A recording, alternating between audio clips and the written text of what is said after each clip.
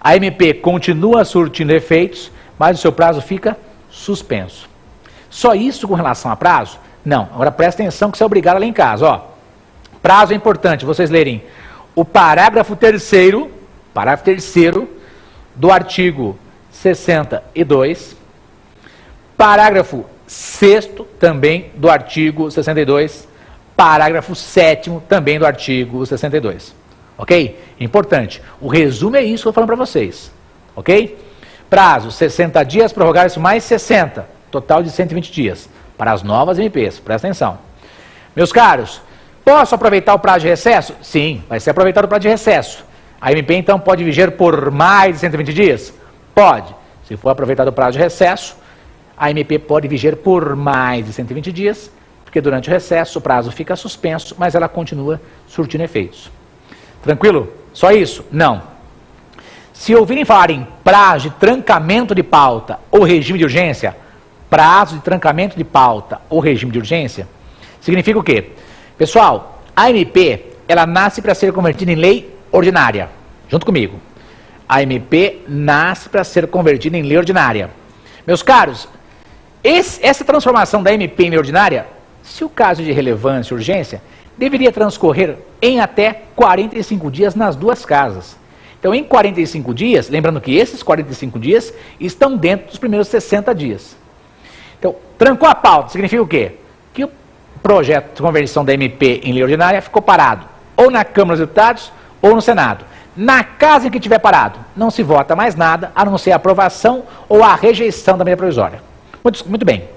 O presidente Michel Temer, presidente da Câmara dos Deputados, trouxe o entendimento que o que fica trancado apenas são as pautas referentes às leis ordinárias. Mas, data vênia, vem minha questão, né, meu posicionamento como constitucionalista. Mas não sei se esse posicionamento é o mais correto, sabe por quê? Eu vou ler para vocês o parágrafo 6º do artigo 62. Diz assim: se a medida provisória não for apreciada em até 45 dias contados da sua publicação, entrará em regime de urgência, o trancamento de pauta ou regime de urgência. Subsequentemente, em cada uma das casas do Congresso Nacional, ficando sobrestadas até que se ultime a votação, todas as demais deliberações da casa em que estiver tramitando, todas as demais deliberações. Mas o professor Michel Temer acha que só as matérias vinculadas à lei ordinária. Tranquilidade? Muito bem, esse primeiro bloco, o importante, acabamos discutindo com vocês, mas temos mais coisa que vamos inserir, inclusive, no segundo bloco, que é o Pergunte ao Professor. Vamos a ele?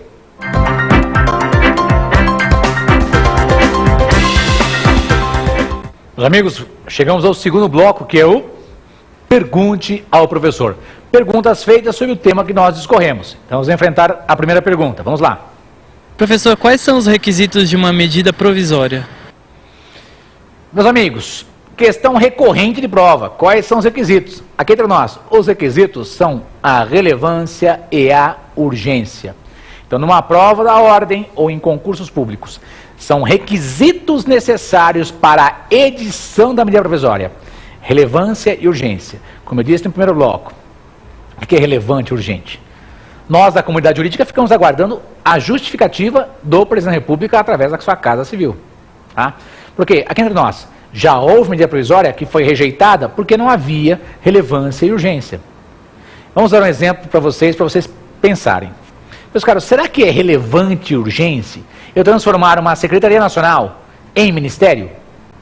O que é relevante e urgente pegar uma Secretaria Nacional que já tem status de Ministério e transformá-la em Ministério? Eu, particularmente, não vejo relevância e urgência.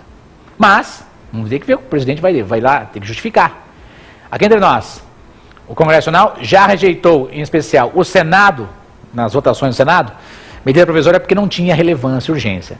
Então, presta atenção, ó. A medida provisória, ela tem que ser transformada em lei ordinária. Tem votações na Câmara, tem votação na Câmara e votação no Senado. Então, presta atenção. Se na Câmara dos Deputados, na hora da votação, não se conseguiu a maioria simples ou relativa dos deputados concordando com aquela transformação da MP em lei ordinária, já arquivou. Agora imagine, foi aprovado na Câmara dos Deputados. E depois o projeto é enviado para onde? Lá para o Senado. Meus caros, no Senado, não se consegue a maioria simples para converter aquela MP em lei ordinária. Se não conseguir a votação lá no Senado, arquive-se. Preste atenção então. Para a MP ser convertida em lei ordinária, há necessidade de votação, tanto na Câmara dos Deputados, quanto no Senado Federal, por maioria simples ou relativa. É só lembrar de ler o artigo 47 da Constituição. Pensa comigo.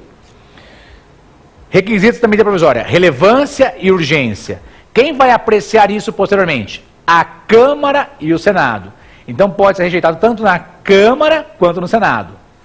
De outro modo, para converter a medida provisória em lei ordinária, eu necessito de aprovação tanto na Câmara quanto no Senado. Por quê? Se houver rejeição em uma das casas, arquiva-se aquela medida provisória. Falando nisso, falando em arquivamento da medida provisória, veja que interessante o texto do parágrafo 10 do artigo 62. Veja comigo. É vedada a reedição na mesma sessão legislativa de medida provisória que tenha sido rejeitada ou que tenha perdido sua eficácia por decurso de prazo. Em linguagem simples, se eu rejeitei a medida provisória em uma sessão legislativa, entenda genericamente, de 2 de fevereiro até 22 de dezembro, e essa é a sessão legislativa, começo e final, normalmente, 2 de fevereiro até 22 de dezembro. Salvo no primeiro ano da legislatura, que ela começa dia 1º de fevereiro. Nos demais anos, 2 de fevereiro. Então, guarde apenas. Se eu tenho uma medida provisória que foi rejeitada entre 2 de fevereiro, no período entre 2 de fevereiro e 22 de dezembro, essa MP, naquela mesma sessão legislativa, não pode ser apresentada novamente, só na próxima. E por que foi rejeitada? Porque não havia relevância e urgência. Não havia relevância e urgência. Presta atenção então. Relevância e urgência são requisitos para a criação, para a edição de uma medida provisória. Se não tiver esses requisitos, pode haver a rejeição da MP. Rejeitada a MP, só pode ser proposta novamente na próxima sessão legislativa. Vamos ver a segunda pergunta. Todas as medidas provisórias têm um prazo determinado de vigência? Veja que pergunta interessante. Será que medida provisória tem prazo determinado de vigência? Bom, nós vimos no primeiro bloco, né? Presta atenção. As medidas provisórias, prazo de vigência delas, 60 dias, prorrogar isso mais 60. No total, nós teremos lá 120 dias, ok? Agora, presta atenção. E se a medida provisória for anterior à criação da emenda constitucional 32 de 2001? Olha que pergunta nervosa de prova. Se eu tenho uma medida provisória, que ela foi criada antes da entrada em vigor da emenda constitucional número 32 de 2001. Presta atenção para fins de prova.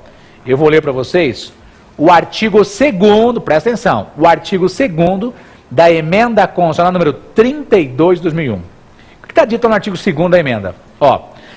As medidas provisórias editadas em data anterior à da publicação desta emenda continuam em vigor até que medida provisória ulterior as revogue explicitamente ou até deliberação definitiva do Congresso Nacional.